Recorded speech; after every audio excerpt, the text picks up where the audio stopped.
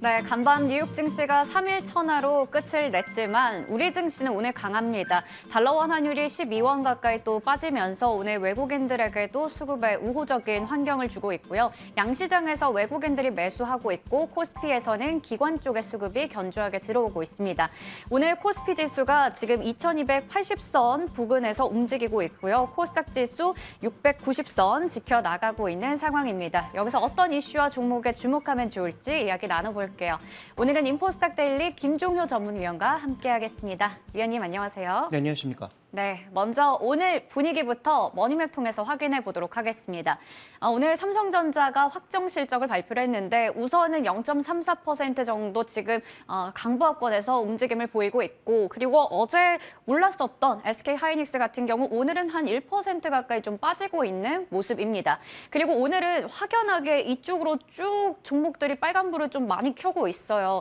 우선은 2차 전지 쪽 여전히 강합니다. 삼성 SDI와 LG 에너지솔루션 실적 발표 좋았죠. 특히 삼성 SDI가 어제 또 5조라는 매출 신기록을 기록한 만큼 오늘 4%대 강세 나타내고 있고요. 그리고 삼성물산 같은 경우에도 실적이 잘 나오면서 오늘 6에서 7%가량 강세 보이고 있습니다. 그리고 바이오 쪽에서는 미국 증시에서도 제약바이오 쪽이 강했었는데 삼성바이오로직스 실적이 좋았지만 그동안 워낙 또 많이 올라온 감이 있어서 오늘은 1%대로 약간 쉬어가고 있습니다. 그리고 오늘 오랜만에 자동차 쪽도 분위기가 괜찮고요. 그리고 네이버, 카카오, 게임주까지 전반적으로 훈풍이 나타나고 있는 상황인데요. 먼저 개장 특징주 확인해 보도록 할게요. 첫 번째가 바로 이 삼성그룹주 중에서도 견조한 실적을 냈던 삼성물산입니다. 정말 전 부문이 고르게 성장했어요. 패션, 레저 등등이요. 상사 부분에서만 약간 영업이익이 감소했고요. 그래서 오늘 삼성물산이 굉장히 강한 흐름 나타내고 있는데 이 그룹주에 대해서 어떻게 보면 좋을지 지금 매수가 가능한 시점인지도 좀 궁금해요. 일단 조금 있다가 삼성 SDI에 대해서도 정리해 보겠습니다만 삼성그룹의 지금 전반적인 특징은 뭐냐면 동일 업종 내에서 다른 종목과 달리 실적이 잘 나오고 있다는 게 핵심 포인트입니다.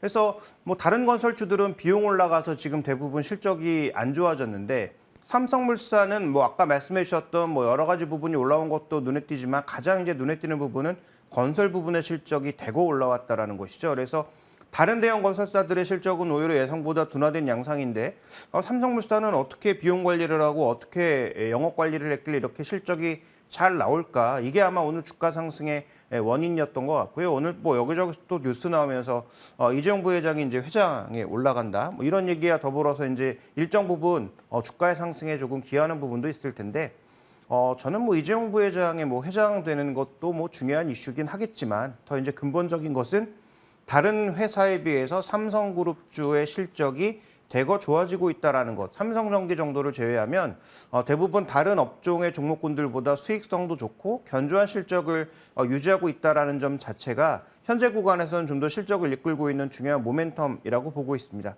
추가적인 반등은 나타날 수 있을 것 같고요.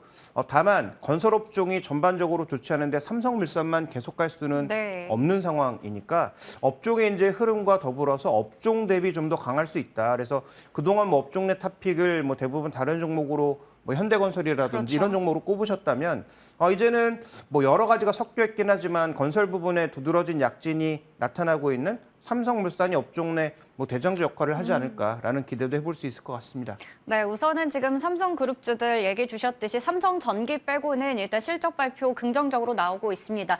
추가적인 반등도 있을 것 같다 얘기 주셨고요. 건설업종 내에서도 오늘 단연 대장주처럼 이를 끌고 있는 삼성물산에 대해서 긍정적인 이야기 짚어주셨습니다. 그러면 이어서 위메이드 한번 체크해 볼게요. 앞서 게임주 얘기 잠깐 했었는데 위메이드가 사실 2개분기 연속으로 적자를 기록을 했습니다. 그럼에도 불구하고 단기적으로 봤을 때 신작에 대한 모멘텀이 좀 있는 상황이거든요. 물론 4분기까지 실적이 좀 부진할 것이다라는 얘기는 있지만 또 게임주에게 중요한 건 바로 신작 모멘텀일 거고 오늘 위메이드 맥스, 위메이드 플레이 등등 이렇게 그룹주 다 같이 올라가고 있는 상황이에요. 네. 이번 금요일이었나요? 또 NC소프트 얘기도 해주셨었거든요. 위메이드 쪽은 어떻게 보세요? 네, 위메이드는 성격이 완전히 다르죠. 신작 게임 기대? 글쎄요. 신작 게임은 요즘 게임이야 워낙 대비해 봐야 하는 거니까 이 종목의 지금 주가 반등을 이끌고 있는 것은 다 알고 계신 것처럼 위메이드 달러라고 하는 새로운 그 가상자산을 출범시켜서 우리는 테라 루나와 다른 달러와 연동하는 그런 이제 체계를 만들겠다라고 하는 것이 주가 반등의 원인이라고 봐야 될 것 같고요. 조금 전에 이제 예민수 앵커님께서도 언급해 주셨습니다만 달러가 이제 꺾이고 있잖아요.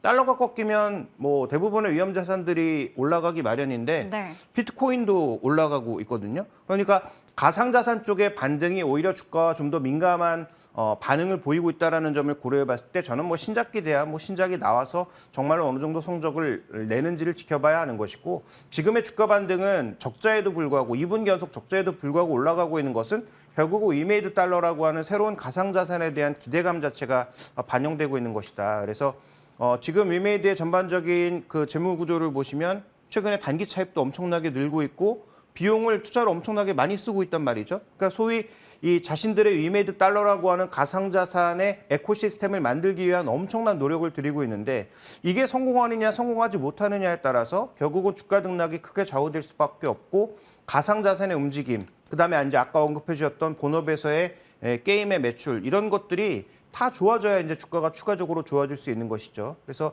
지금 움직이고 있는 것은 뭐 기대감, 그다음에 뭐 가상자산의 반등 이런 것들이 연동되었다라고 볼 수 있는데 그러면 추세적으로 오를 거냐?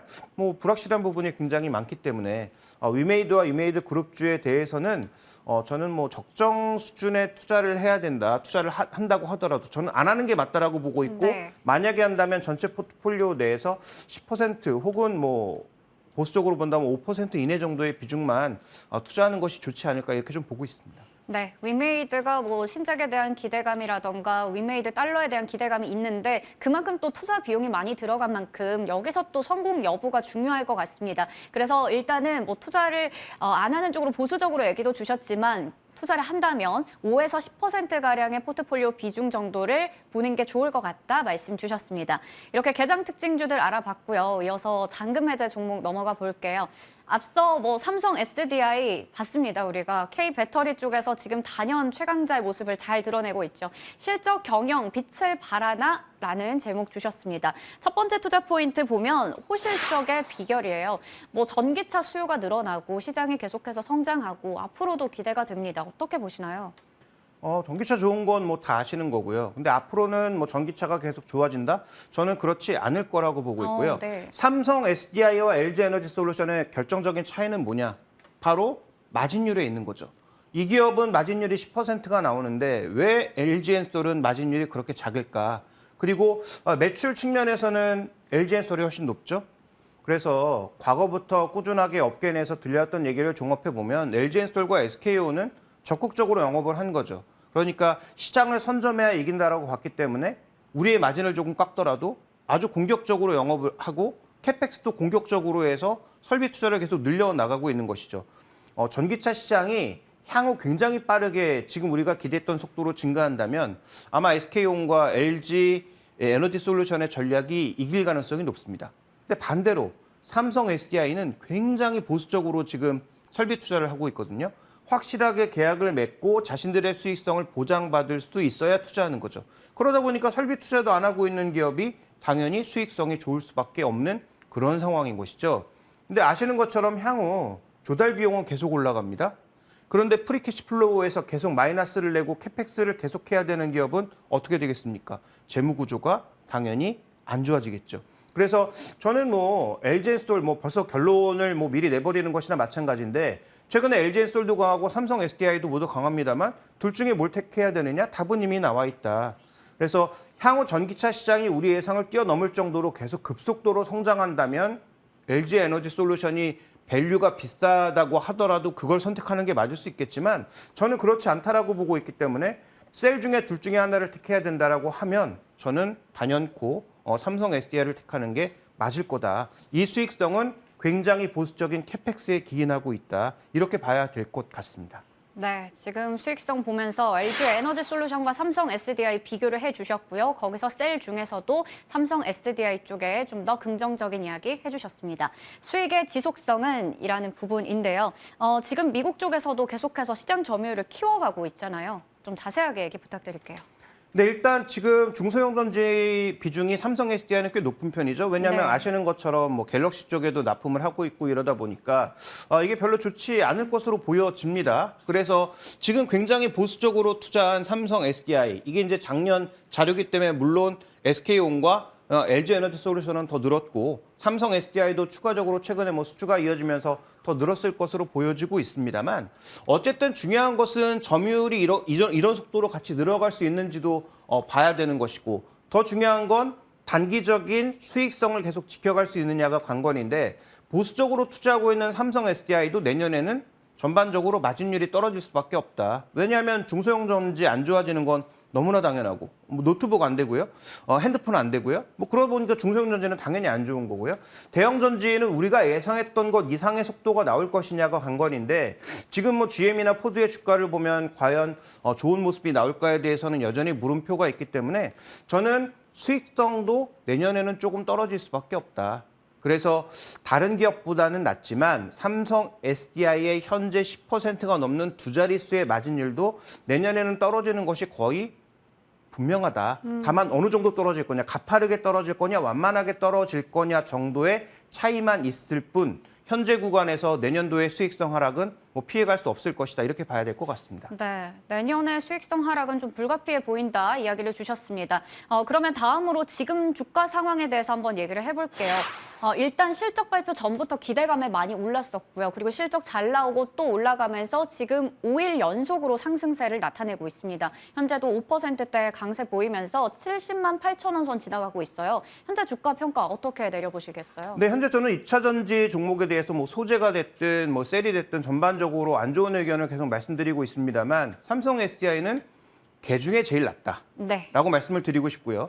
밸류도 지금 뭐 PR이든 PBR이든 다른 종목에 비해서는 현저하게 낮은 수준에 머물고 있죠. 그래서 삼성 SDI를 나쁘게 보시는 분들은 뭐 캐펙스를 안 한 게 그렇게 뭐 좋은 거냐라고 반문하실 수 있지만 이것은 전략적 선택의 문제다. 그래서 삼성이 보수적으로 보고 계속 보수적으로 가는 것이 과연 맞는 것인지 아니면 LG에솔처럼 수익성 안 따지고 무조건 시장을 확장하는 것이 좋은 방법인 것인지는 이제 뭐 결과가 나오겠죠. 그래서 저는 뭐 그 부분에 있어서 그렇게 중요하지 않다라고 판단하고 있기 때문에 어쨌든 지금 만약에 2차 전지와 관련된 종목을 꼭 사야 된다면 최근에 주가 반등에도 불구하고 삼성 SDI가 그나마 조금 사볼 만한 여전히 가치가 있다라고 판단하고 있고 보유를 한다고 하더라도 좀 더 삼성 SDI 보유 가치가 있다라고 보고 있습니다.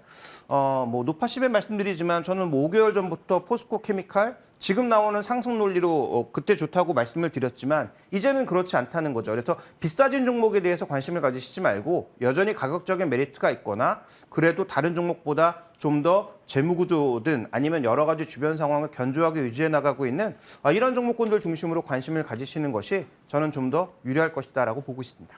네, 삼성 SDI에 대해서 좀 얘기를 나눠봤고요. 조금 전에 또 속보가 나가기도 했는데 이 삼성전자 이사회를 열어서 이재용 삼성전자 부회장이 회장으로 승진했다라는 소식 전해졌습니다. 삼성전자 현재 주가는 6만 원 바로 밑에서 움직이고 있고요. 59,700원 지나가고 있는 상황입니다. 관련해서 뉴스 체크해 보시길 바라겠고요. 그러면 두 번째 잠금 해제 종목 확인해 볼 텐데요. 이 종목 10월 중순부터 지금까지 굉장히 가파르게 또 상승세를 보이고 있어요. 유한양행입니다. 신약에 대한 기대감이라고 하는데 앞서 저희 머니맵 보면서도 잠깐 얘기했지만 미국에서도 지금 뭐 바이오젠이라던가 일라이릴리 이런 종목들이 주가가 거의 사상 최고가에 근접하고 있고요. 뭐 제약바이오주들 다 지금 좋은 분위기인데 미국 쪽의 훈풍도 좀 큰 것 같죠? 미국의 훈풍이 핵심 포인트가 아니고 신약이 핵심 포인트라는 네. 거죠. 왜 신고가일까가 핵심 포인트 아니겠습니까? 그래서 지금 미국에서 최근에 신고가 보이는 종목이 별로 없는데 제약바이오 몇 종목들이 신고가 영역에 52주 신고가 영역에 많이 들어가고 있다는 거죠. 뭐 물론 말씀해 주셨다시피 일부 종목은 사상 최고가 영역에서 움직이고 있고요. 그 이유가 뭐냐? 결국은 신약이라는 거죠. 미국도 전반적으로 내년도에 경기 침체가 오면서 성장이 다 죽은 거 아닙니까? 그리고 빅테크 전반적으로 지금 다 실적이 망가지고 있는 그런 상황인 거죠. 그런데 지금 뭐 치매라든지 아니면 여러 가지 병증에 대해서 신약 기대감이 높아지고 있는 종목군들은 이런 어려운 미국 경제 상황에서 성장을 더할 수 있는 서사가 존재하고 있으니까 이런 종목군들로 최근 매수가 몰리면서 미국 시장에서도 제약주들의 신고가가 나타나고 있는 거죠. 그러면 우리도 마찬가지죠. 두 가지 관점이라고 보고 있는데요. 중국을 밀어내면서 우리가 수혜를 받을 수 있는 대표적인 CDMO 기업 삼성바이오로직스의 강세는 실적발도 있지만 네. 저는 우시바이오를 밀어내면서 나타나는 현상이 삼성바이오에도 반영되는 것이라고 보고 있고요. 그다음에 우리나라에서 일단 글로벌 신약을 계속적으로 밀어낼 수 있는 그런 기업이 어디 있느냐가 최근 들어서 우리 시장에서도 각광받고 있다. 이렇게 좀 보고 있습니다. 그런 차원에서 유한양행 어느 정도 관심을 좀 가져봐야 되는 그런 기술력을 가지고 있는 회사가 아닌가 이렇게 판단하고 있는 것이죠. 네, 유한양행 그렇다면 저희 두 번째 투자 포인트 한번 체크해 볼게요. 이번엔 진짜? 인데 이번에는 진짜 뭐 이 레이저 티닙이 글로벌 체인저가 될 수 있을까, 게임 체인저가 될 수 있을까 이런 얘기가 나오고 있어요. 어떻게 보시나요? 네, 이건 제가 이쪽의 전문가도 아니니까 전문적으로 말씀드릴 수 없는 부분이긴 합니다만 계속 얘기가 벌써 한 2년째 나오고 있는 거죠. 네. 그래서 이제 제가 제목을 이번에 진짜라고 다른 것인데 어쨌든 중요한 것은 최근 나오고 있는 대부분의 항암제의 특성은 병용 투여했을 때 효과가 있느냐 이게 이제 중요한 거죠. 기존에 자신이 주력으로 삼았던 병증에 대해서 효과를 가져가는 것은 뭐 당연한 것이고 병용 투여했을 때도 만약에 효과가 있다라고 본다면 이 이제 효능 자체가 입증된 것이니까 그래서 이건 우리가 사후적으로 알 수 있는 부분이기는 하지만 어쨌든 2년째 같은 얘기가 계속 반복되면서 나오고 있다는 것은 어느 정도 결과에 대한 반영이 나올 수 있는 그런 상황이 아닌가. 그래서 이 종목에 대해서는 제가 이 시간을 통해서 지난번에도 한번 언급드린 적이 있었는데요. 네. 물론 결과가 나오지 않으면서 주가는 내려왔다가 다시 또 최근에 조금씩 올라오고 있는 것이지만 저는 아마도 올해 내년 정도에는 관련된 결과가 좀 나오지 않을까라고 판단하고 있기 때문에 저는 좀 기대감을 가지는 것이 현재 다른 뭐 좋은 바이오 종목들이 많이 있지만 자신들의 원래 매출도 존재하고 또 유한양행 자체의 매출도 존재하고 있고 거기다가 미리 투자해 놓은 이런 제약 바이오 쪽에 모멘텀이 터지는 종목에 대해서는 긍정적으로 봐야 되지 않나 이렇게 보고 있습니다. 네, 주주분들도 많이 기다리셨을 그런 소식일 것 같아요. 내년에는 좀 진짜 이 소식이 좀 나왔으면 좋겠다 이런 생각도 듭니다. 그러면 지금 자리에서는 어떻게 보시는지 또 궁금합니다. 우선은 지금 많이 올라가고 있죠, 최근에. 그렇다 보니까 일단 지금 어느 자리에서 매수를 해야 될지 그리고 목표 주가 어떻게 보시는지 궁금해요. 네, 뭐 신규 매수 관점에서는 저는 조금 늦었다라고 판단하고 네. 있고요. 그러면 기존 보유자 입장에서 지금의 밸류에이션을 어떻게 평가해야 되느냐? 애매하죠. 만약에 이게 신약에서 정말 터진다라고 보면 아까 봤던 렉나자, 포지오 TV, 레이저 TV 터진다고 생각하면 지금의 밸류는 싸다고 볼 수 있습니다. 그런데 이게 만약에 이번에도 또 결과를 내지 못한다면 현재 밸류에이션은 굉장히 애매한 상황인 거죠. 그래서 저는 개인적으로 신규 매수 관점에서 지금 가격에 강력하게 매수하기는 어렵다. 그렇지만 기존에 보유하고 계신 분들은 지금 현재 가격이 신약의 그 성장성을 반영해서 정말 높은 가격으로 올라갔느냐? 그렇진 않다라는 거죠. 네. 그러면 기존에 보유하고 계신 분들은 그 결과를 기다려볼 수밖에 없는 것이고 결과가 긍정적으로 나온다면 저는 뭐 지금보다 훨씬 많이 올라갈 거라고 판단하고 있기 때문에 지금 가격보다는 좀 더 높은 6만 원 중반대 만약에 좋은 결과가 나오면 그때는 뭐 7, 8만 원 정도의 가격도 볼 수 있는 상황이니까 좀 높은 기대감을 가지고 현재 보유자 중심으로 계속 포지션을 이어나갈 것을 말씀드리고 싶습니다. 네, 신규 매수 관점에서는 조금 늦은 감이 있어서 보유자의 영역에서 얘기를 주셨습니다. 목표 주가는 67,000원 얘기 주셨고요. 계속해서 강조해 주셨듯 레이저 티닙의 앞으로의 좀 그러한 확실한 그 뉴스 좀 체크해 볼 필요가 있을 것 같습니다. 이렇게 해서 저희 오늘도 잠금 해제 종목 두 종목 확인해 봤고요. 지금까지 인포스탁 데일리 김종효 전문위원과 함께 했습니다. 고맙습니다.